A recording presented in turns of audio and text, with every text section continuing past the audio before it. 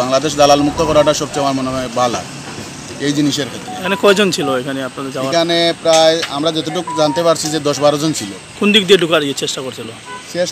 তো এটা তো হইল গিয়া এই সামনে জায়গাটার নাম কি জানিয়ার না আমি, সাতলাপুর হয়েছে একটা সাইড কিতা ওই জায়গাটার নাম, ওইদিকে সামনে একটা জায়গাটার নামটা আমি জানিয়ার না সঠিক আর কি।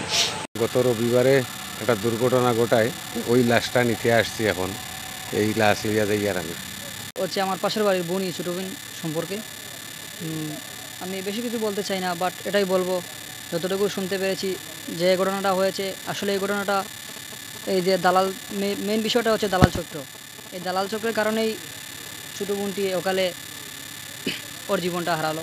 মিডিয়ার মাধ্যমে এটাই বলবো যে এই যে দালালগুলা রয়েছে, যারার জন্যই আমার এই ছোটো বোনটি ওকালে তার জীবনটা হারালো, বা এটার প্রতিবাদী আমি করব। এবং যে বা যারা এদের সাথে যুক্ত আছে, এই সম্পূর্ণ দালাল টিম বা ওরা যে এই ক্রাইমটা করতেছে, যত তাড়াতাড়ি সম্ভব এটার অ্যাকশন নেবেন এবং ওদেরকে আইনের আওতায় আনার চেষ্টা করবেন।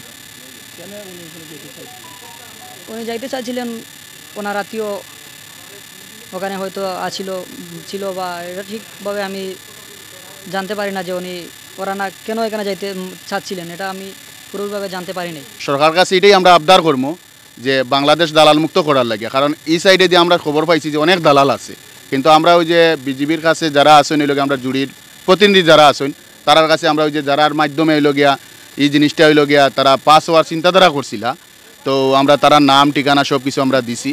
এখন আপনারা এটা প্রশাসনে কিভাবে মানে জিনিসটারে তদন্ত করবা, এটা প্রশাসনের বিষয় আর কি। প্রায় 10 জন ছিল আর কি এই টিমে আর কি, গেইমোর মাঝে আমরা কাছ থেকে 5,000 টাকা নিচ্ছিল আর কি, তাই আর কি নিচ্ছিল আর কি, যে পাস করিয়া দিবা আর কি, হইল গিয়া যে আত্মীয়র মানে সাথে আর কি দেখা করাইবা যে জিনিসটা আর কি। কইয়া তারা কইছেন যে না ঠিক আছে আপনারা পাস হইয়া যাও গিয়া, আমরা পাস করিয়া দিলাম।